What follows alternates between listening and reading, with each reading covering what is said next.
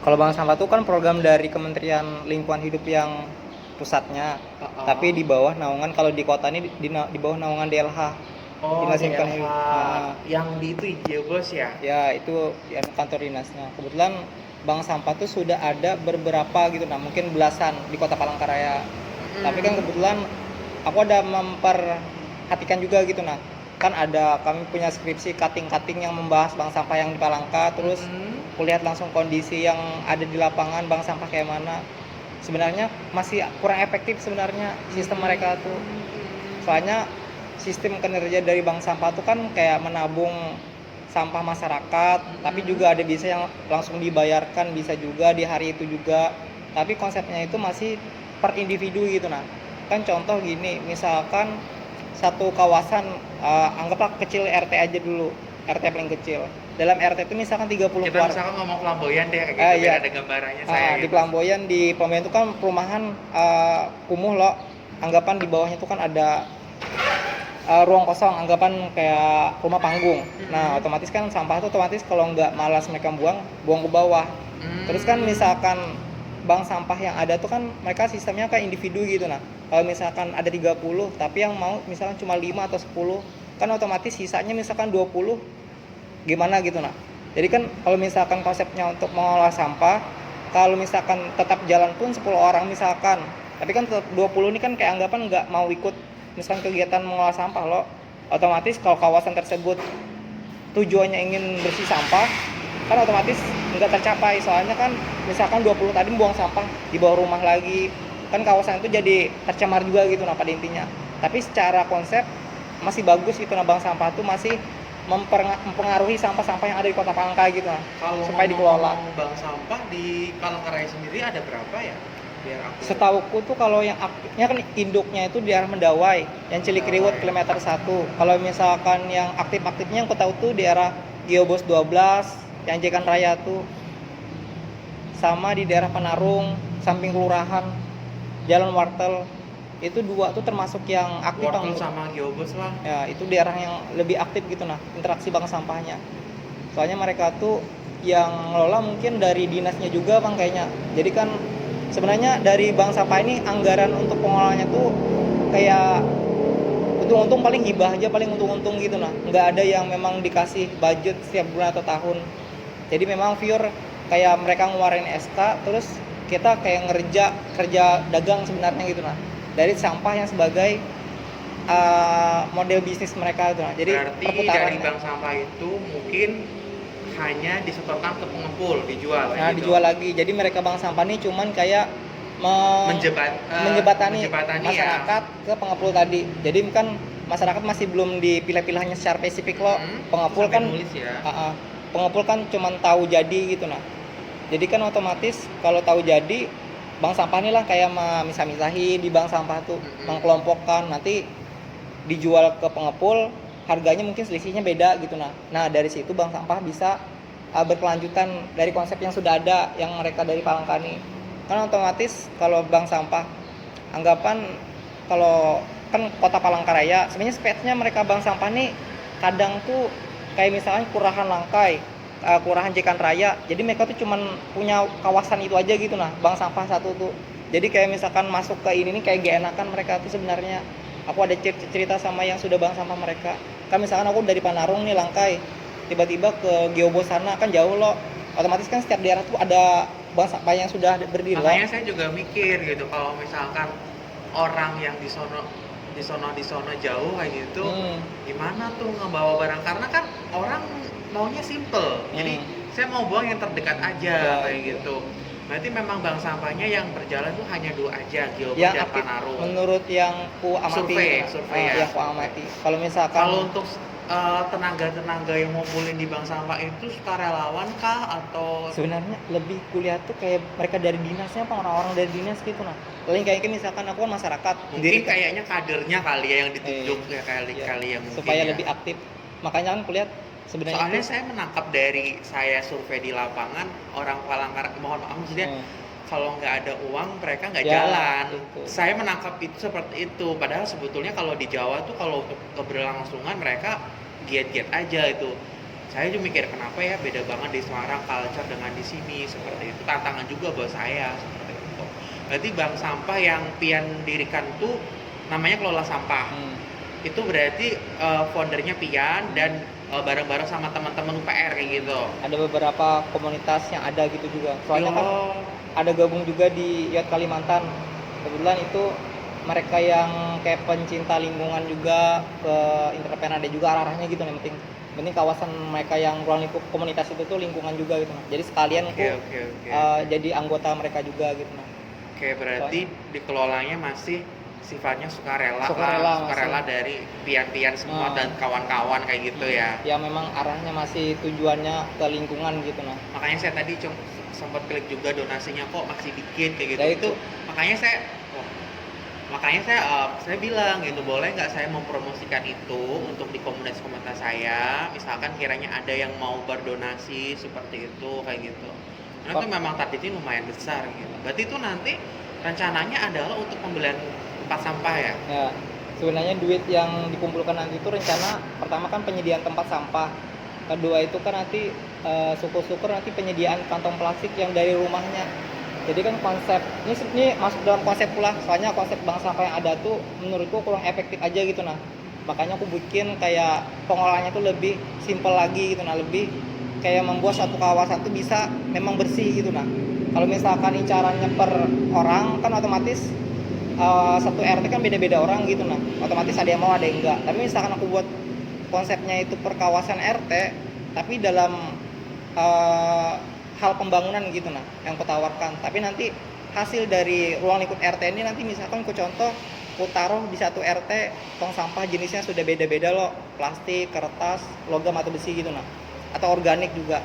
Nanti masyarakat yang misalkan satu RT 30 masyarakat keluarga lah gitu rumah, nanti mereka itu sudah milah dari rumah langsung plastik tadi. Untuk sementara mungkin kan kalau nggak ada mode kita sekarang bisa pakai plastik belanja-belanjaan yang kantong besar-besar loh. Nah ditaruh mereka lah di situ dulu sementara. Yang tadi nanti rencana kantong yang tadi mau sediaan khusus gitu nah, mungkin dari brand bank sampah kelola sampah punya aku kan dibrandkan, jadi dikasih ke masyarakat itu untuk kegiatan buang sampah dia gitu nah. Soalnya tempat sampah yang digunakan nanti dipakai lagi, soalnya kan saat mereka membawa tempat sampah yang sudah dipisah dari rumah nanti langsung tinggal dibuang gitu nah, nggak sama plastiknya. Jadi plastiknya itu dipakai lagi buat kelanjutan nanti sama plastiknya lagi, kertasnya lagi, jadi kayak terus jadi enggak kan kita sekarang kan buang sampah di TPS atau tempat terdekat tuh kan sama plastiknya buang langsung, jadi kan otomatis jadi bagian kayak sampah tuh malah tergabung gitu nah disitulah tugasnya hadir bank sampah.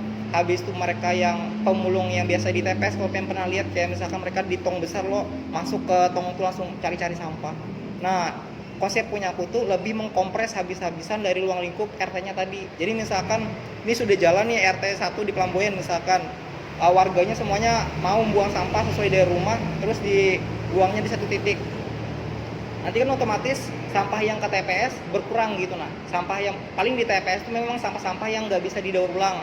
Yang modelnya itu mungkin kayak sampah popok bayi yang itu kan nggak bisa susah tuh daur ulangnya atau sejenisnya apa gitu nah pas sampai di TPS kan dikompres lagi oleh mereka pemulung misalkan. Nah pas sampai TPS tinggal sedikit gitu nah, paling sampah yang memang bujur, bukan sampah yang sulit malah didaur ulang gitu nah. Kan kayak plastik, kertas, logam itu masih kalau didaur ulang, organik. Nah dari situ pengembangan bisnisku tuh lebih ke aku bisa ngumpulin sampah dengan sistem yang aku punya gitu nah, tapi kota Palangkaraya aku rencana. Jadi kan kalau kawasan tapi Pian mau trial dulu di satu RT. Kalau bagus, ketika RT itu sudah bagus, Pian bisa bilang aplikasikan ke RT ini loh yang sudah berjalan ternyata seperti itu. Bagus banget sih konsepnya. Kalau untuk pengelolaan, jadi sampah itu rencananya mau didaur ulang atau mau didistribusikan untuk dijual untuk ada uang atau gimana?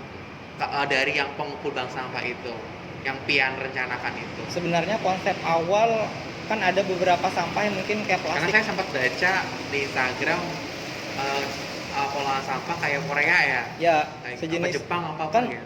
Gini misalkan negara Korea kan sama Jepang kan ada mereka sistemnya buang sampah mereka yang bayar. Jadi bukan orang apa ya lah, kayak misalkan nih aku punya sampah kasur besar kan, kalau pernah dengar di Jepang tuh malah mereka yang bayar untuk buang sampah itu tadi.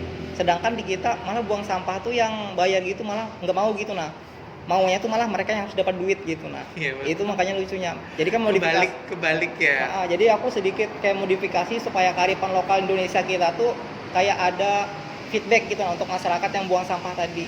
Nah, misalkan sudah ada feedback tawaran kayak kan otomatis yang sampah ini kan pasti dibeli gitu, nah pada intinya.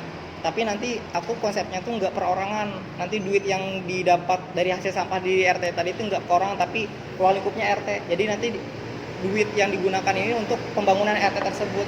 Kan nanti Kayak misalkan uang itu terkumpul tapi kembalinya sebetulnya untuk kebutuhan RT. Misalkan uang itu misalkan ya kita ngomong dapat 100.000, uang itu bisa digunakan untuk RT untuk kayak membeli peralatan apa untuk kerja bakti atau mungkin konsumsi ketika ada acara apa. Jadi digunakan kembali ke masyarakat lagi.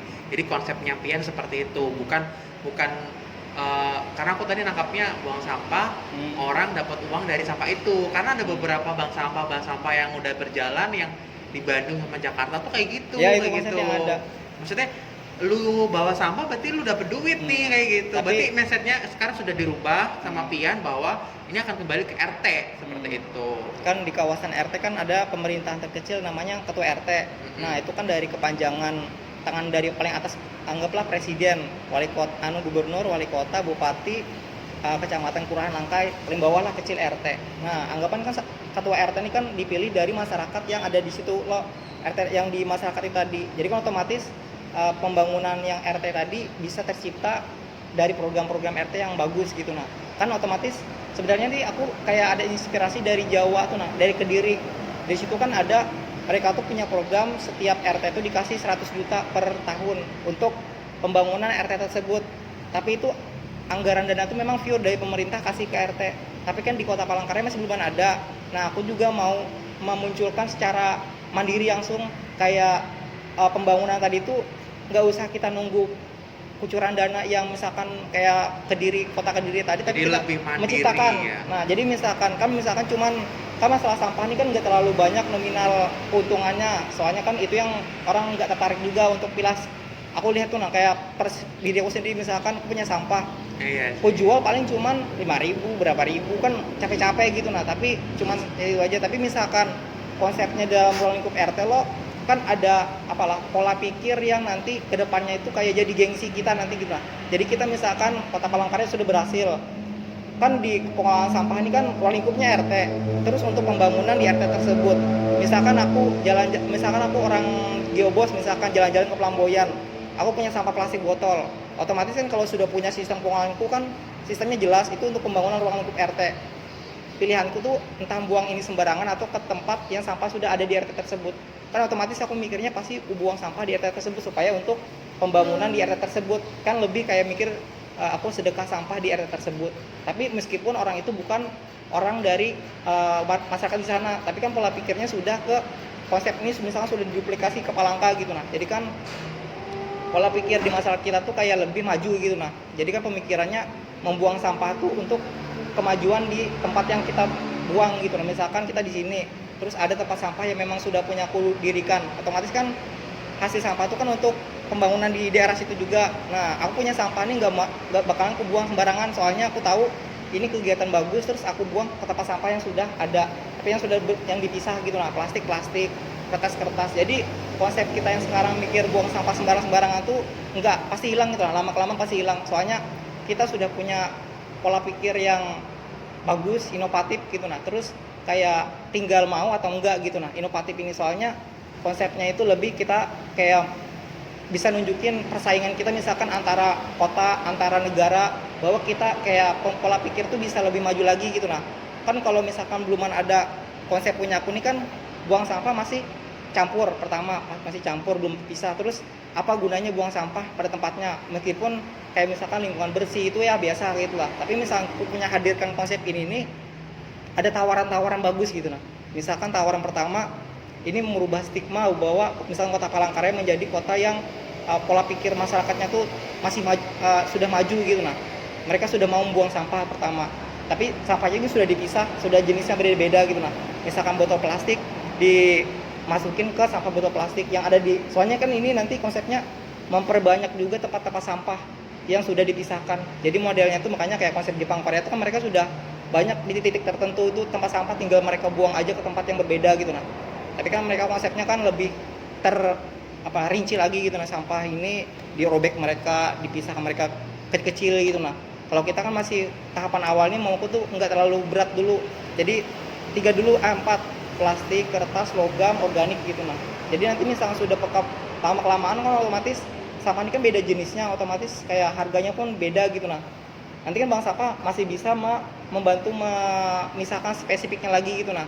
Nah itulah tugas nanti pengolahanku juga supaya nanti ke depannya itu pas sudah masuk di besar bandar dah hasilnya itu mau tuh bisa lah pelan-pelan kita rubah sampah plastik kan ada jenisnya, botol ini ke sini.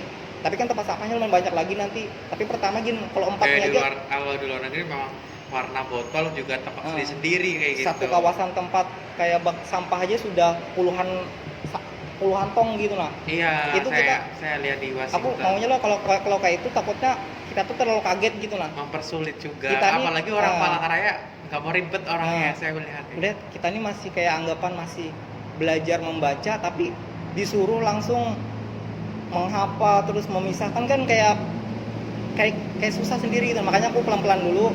Mau aku tuh yang penting ada kesadaran dulu dia buang sampah pada tempatnya dulu, jenisnya poinnya sama dia tahu jenisnya. Oh ini kesini gitu. Dari rumah sudah memilah-milah gitu ya. Kan sedianya kita tahu lah sampah plastik ini sampah plastik misalkan, ini sampah kertas kan secara logika masih tahu lah itunya kan masih standar aja pengetahuan kita yang itu tuh. Soalnya kan sampah plastik sama kertas kan pasti beda. Tapi kan spesifik lagi plastik ada jenis lagi, tapi kan itu nggak semua orang tahu juga gitu nah. Makanya konsep awal lebih sederhana dulu supaya plastik kertas nanti gitu pas sudah berhasil terapkan, nah otomatis kan sudah maju tingkatan pola pikir kita, baru tingkatkan lagi ke pemisahan secara lebih spesifik lagi. Jadi kan belajar lagi di tahap yang selanjutnya gitu nah. Tapi tahapan awal membuang sampah pada jenis tempatnya dulu.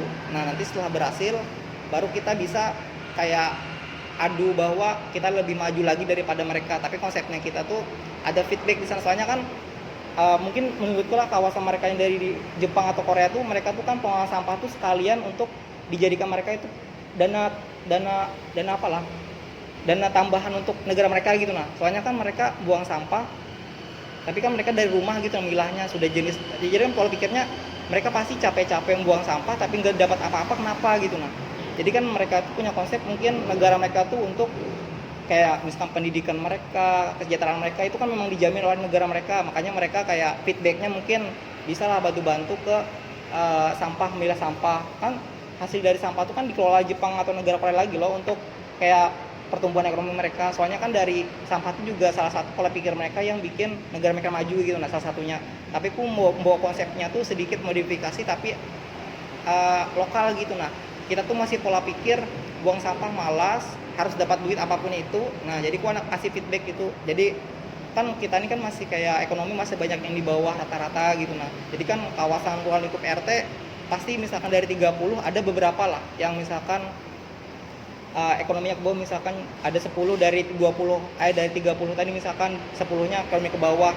Terus kan ketua RT kan bisa lebih fokus untuk pembangunan perekonomian kesejahteraan yang 10 orang tadi. Jadi kegiatan yang apapun yang RT punya atau misalkan dari luar mahasiswa, lembaga apa, ya nanti misalkan bagus kegiatan program satu RT kelihatan bagus, duplikasi ke RT lain. Gagal, jangan diterapkan ke lain. Jadi modelnya gitu nah, sama kayak sampahnya juga. Jadi misalkan bagus, langsung duplikasi ke semua RT. Jadi nanti aku kan ada konsep pembangunan. Jadi kan di dalam yang tadi kan dapat hasil sampah tadi kan mau di RT lo. Nah nanti ketua RT bisa menggunakannya untuk pembangunan apa misalkan program anggaplah sederhananya dulu kayak tanam hidroponik lah anggapannya dulu. Misalkan berhasil hidroponiknya terus itu mensejahterakan misalkan 10 orang tadi dalam hal misalkan dia kerjanya kayak dari itu tadi menghasilkan gitu nah ekonominya tumbuh gitu nah di lingkup RT. Jadi kan ini bisa diduplikasi ke semua RT. Jadi sistemnya tuh aku pembangunan dalam skala ruang lingkup RT. Jadi setelah ini berhasil, kan otomatis bisa kegiatannya tuh di semua RT bisa dilakukan gitu nah. Nanti kan otomatis kegiatan seperti ini mempengaruhi yang namanya kota misalkan tadi atau provinsi atau satu kawasan Indonesia atau apa. Jadi kan pertumbuhan secara kecil-kecilan tuh bisa mempengaruhi di atasnya gitu. Nah jadi wali kota, gubernur itu harus capek-capek lagi kayak kegiatan program apa yang bagus di daerah sini untuk mensejahterakan yang berusaha, jadi langsung dari bawah mereka pembangunannya gitu. Nah jadi masyarakat satu RT ekonominya naik, habis itu pola pikirnya berubah, habis itu di situ ada yang penting kemajuan dalam hal tuh tercipta dalam skala bawah dulu gitu. Nah setelah bawah berhasil, nanti otomatis atas bakalan kayak otomatis berhasil gitu. Nah soalnya kan mereka yang, makanya kataku kan ada cerita ke Pak RT yang di daerah Pelamboyan tuh, Pak ini Bapak berapa dikasih per, kan ketua RT kan ada gaji anggapan lo, itu katanya tuh 3 bulan sekali cuman 1 juta berapa puluh ribu gitu. Nah berarti 1 bulan tuh 300-an. Nah otomatis aku mikir ini sebenarnya ketua RT ini bisa lebih agresif lagi dalam pembangunan skala ruang lingkup mereka gitu. Nah jadi nanti kedepannya aku harapannya kalau ketua RT-nya itu pure RT atau dia punya kerjaan lain? Nah karena rata-rata saya lihat RT di Palangkaraya juga punya kerjaan soalnya, juga tetap ya. Soalnya kan gara-gara 300, otomatis kan ketua RT 300 punya keluarga, kan otomatis mencukupi kehidupan keluarganya juga kurang 300.000 mau jadi ketua RT masih, makanya mereka tuh punya cabang kerja lain yang modelnya tuh malah memecahkan fokus mereka gitu. Nah kalau misalkan ini bisa dikembangkan, maksudnya kan bisa menambah nanti apalah kayak gaji mereka gitu. Nah jadi per RT mungkin setiap bulan bisa 1 juta atau lebih, kan harapannya tuh kalau misalkan RT tersebut punya, kan masuk tadi kan ketua RT itu kan adalah pemerintah terkecil dari misalkan presiden. Kalau misalkan anggapan presiden yang itu tadi adalah Pak RT, kan ruang lingkupnya kan otomatis kayak Pak RT ini bisa memajukan setidaknya ruang lingkup dia dulu lah. Kayak misalkan kakaknya cuma 30 warga tapi dia tahu nih ada 20 misalkan yang sejahtera tapi 10-nya miskin ke bawah, terus dia punya program bagus gitu. Nah tapi kan biasanya ketua RT yang di kota kita nih kendalanya itu dana gitu. Nah kataku dari pengolahan sampah ini bisa digunakan, kurang-kurang kita bisa minta ke dinas terkait, misalkan ke DLH atau perikanan atau apapun itu di bidang nanti yang sesuai dengan mau yang dikembangkan model apa, mungkin bisnis, entrepreneur atau pemberdayaan apa, nanti kan kurang-kurang bisa diminta gitu ke pihak luar. Jadi kita tuh kayak banyak rencana pas aku sudah membackup semua RT yang ada, aku mau buat satu jalur supaya kayak kan nanti setiap RT kan ada kegiatan program apa, bikin proposal. Nah itu ada jalur pintu yang khusus untuk memudahkan ketua RT yang ada di kota Palangkaraya ini supaya mereka itu punya jalan yang mereka tahu, terus itu bakalan enak gitu urusannya. Jadi kan ini ada program misalkan hidroponik tapi butuh dana sekian, kurangnya sekian, otomatis kan bisa lewat jalur yang punya yang kusediakan nanti, misalkan entah aku nanti bekerja sama pemerintah wali kota, jadi kan menyediakan pintu gitu.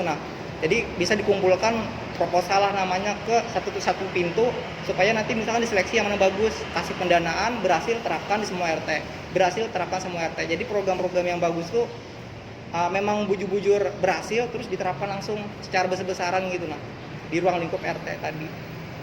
Makanya kenapa aku kan kebetulan jurusanku pemerintahan, mungkin gara-gara jurusanku malah kayak merubah aku jadi ke masyarakat fokusku gitu. Kenapa aku kayak tertarik ke pemerintahan, soalnya kan kayak mungkin jurusanku gitu gara-gara terpanggil untuk pemberdayaan masyarakat. Kayak terpanggil itu kayak aku kayak kepenting tujuannya dulu pertama ini kayak ini kepentingan masyarakat gitu sebenarnya. Arah dari kegiatan sebenarnya masalah pengolahan sampah ini cuma salah satu jalur yang ingin ku coba masuk gitu.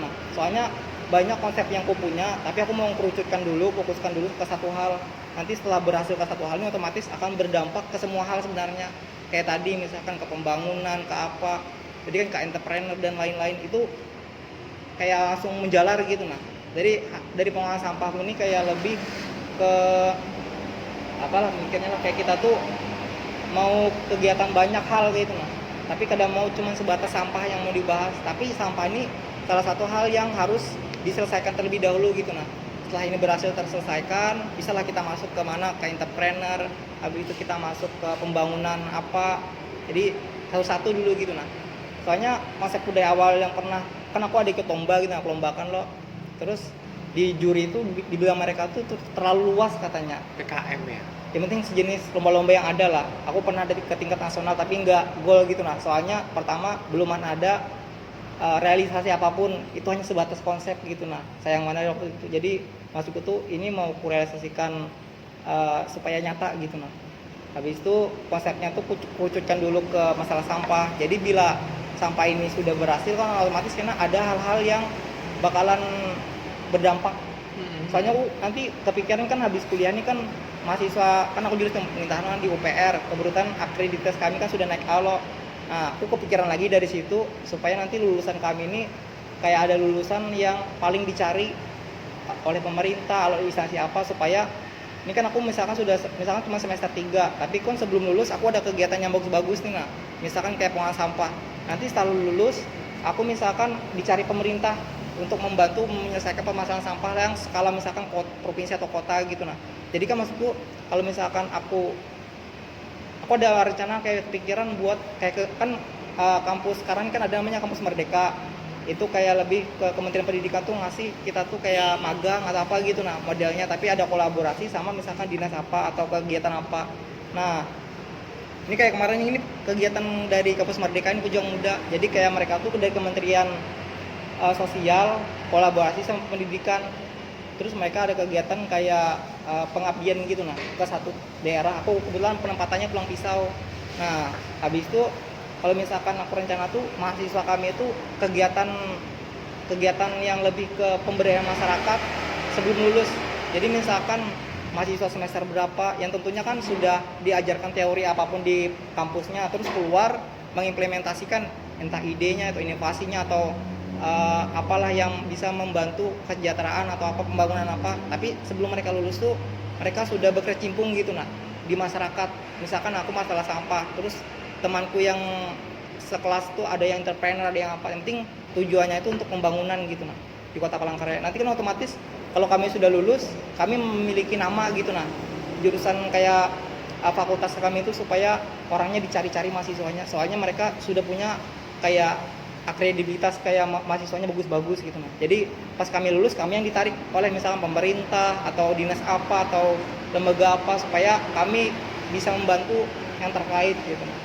Kan masalah yang di pemerintahan ini kan banyak masalah lingkungan, masalah keluarga apa, misalkan pengembangan apa, pemberdayaan apa. Tapi kan misalkan kami sebelum lulus, kayak misalkan aku sebelum lulus sudah berdampak, tapi orang kayak aku ini sudah semua mahasiswa yang di jurusanku misalkan, kan otomatis kayak orang-orang bagus ini kan harus setelah lulus kan bingung mereka cari kerja.